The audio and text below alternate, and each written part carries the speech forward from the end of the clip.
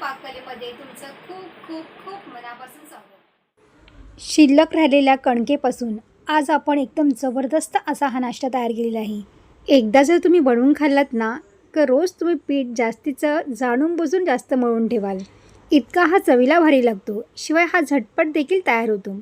चला मग जास्तीचा वेळ न दवडता आपण लगेच रेसिपीला सुरुवात करूया। हा चटपटीत नाश्ता करण्यासाठी आपल्याला एक बटाट्याचा मसाला तयार करून घ्यायचा आहे। तर त्यासाठी इथे मी 2 बटाटे उकडून घेतलेले आहेत। आपल्याला हे बटाटे छानपैकी मॅशरने मॅश तरी करून घ्यायचे आहेत, नाहीतर किसणीने छान किसून घ्यायचे आहेत, म्हणजे बटाट्याच्या गुठल्या राहू द्यायच्या नाहीत। आपल्याला छान असं बारीक करून घेतलं ना तर त्याच्या गुठल्या राहत नाहीत आणि आपला हा नाश्ता करायला अगदी सोपा जातो। दोन्हीही बटाटे मी इथे किसून घेतलेले आहेत। त्यानंतर आपल्याला याच्यामध्ये काही मसाले घालायचे आहेत।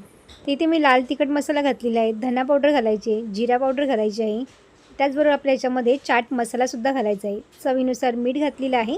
सगळं साहित्य आपल्याला व्यवस्थित मिक्स करून घ्यायचं आहे। तर चमच्याने ते आपण मिक्स न करता हाताने व्यवस्थित मिक्स केलं ना तर ते व्यवस्थित मिक्स होऊन येतं। आता इथे आपला मसालासुद्धा तयार झालेला आहे। आता आपण शिल्लक कणकेपासून हा नाश्ता तयार करायला घेणार आहोत। तर माझ्याकडे इथे सकाळचं शिल्लक राहिलेलं पीठ होतं, तेच मी इथे वापरणार आहे। तुमच्याकडे जर नसेल तर तुम्ही ताजं पीठसुद्धा मळून हा नाश्ता करू शकता। आता या पिठापासून इथे मी 2 गोळे करून घेतलेले आहेत। आता त्यापासून आपल्याला चपाती लाटून घ्यायची आहे। जशी आपण चपाती लाटतो ना त्याच पद्धतीने इथे आपण चपाती लाटून घेणार आहोत। पण ही चपाती लाटताना थोडीशी जाडसर करायची आहे आणि थोडी मोठी लाटायची, त्यामुळे आपला नाश्ता सहज करता येतो आणि दिसायलासुद्धा हा नाश्ता खूप छान दिसतो। जे रोल आपण तयार करणार आहोत त्यामुळेच आपल्याला चपाती थोडीशी मोठ्या साईजमध्ये ही लाटून घ्यायची आहे। तर तुम्ही ते बघू शकता, थोडंसं पीठ लावून घेतलेलं आहे मी। चपाती लाटण्यासाठी पोलपाटचा वापर न करता इथे मी ओट्यावरतीच ही चपाती लाटून घेतलेली आहे। ओटा मी स्वच्छ करून घेतलेला आहे, छान कोरडा करून घ्यायचा आहे, त्यानंतर आपल्याला चपाती लाटायची आहे। आता आपली चपाती इथे तयार करून झालेली आहे। त्याच्यावरती आपल्याला आपण जो मसाला तयार केला होता ना बटाट्याचा, तो संपूर्ण पोळीवरती आपल्याला लावून घ्यायचं आहे। थोडंसं पातळच लावून घ्यायचं आहे, जाड करायचं नाही आहे। बघा असं पातळ थर मी लावून घेतलेला आहे। आता आपण याचे रोल तयार करूया। बघा अशा पद्धतीने हा रोल तयार करून घ्यायचा आहे। जशी आपण भाकरवडी करतो ना त्याच पद्धतीने आपला हा रोल एकदम टाईटमध्ये करत जायचं आहे। बघा पावसाळा सुरू आहे आणि गरमागरम काहीतरी खाण्याची इच्छा झाली किंवा मुलांना ना बाहेरचे समोसे कचोरी खाण्याची इच्छा होते, त्यावेळेस तुम्ही ना हा नाश्ता करून दिलात ना तर मुलं देखील खुश होऊन जातील आणि खरंच मस्त चटपटीत हा नाश्ता तयार होतो।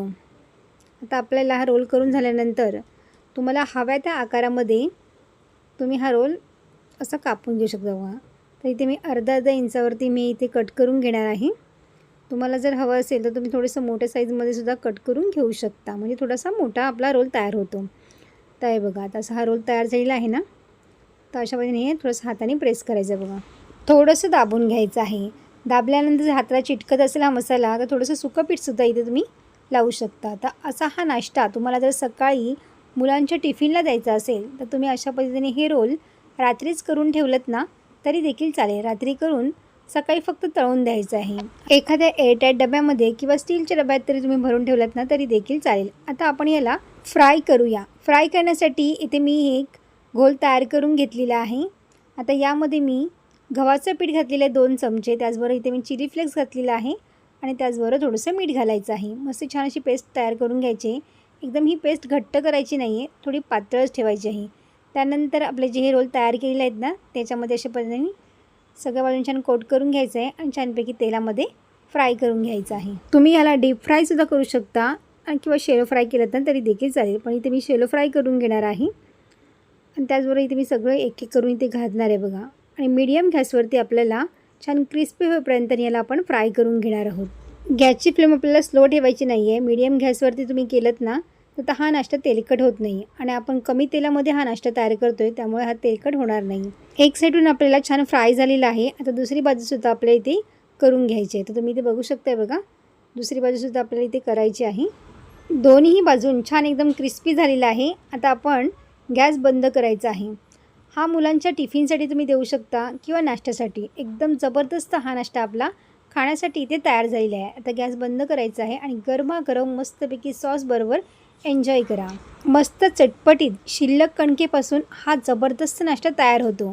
तुम्हाला नाश्ता कसा वाटला मला कमेंट करून नक्की सांगा।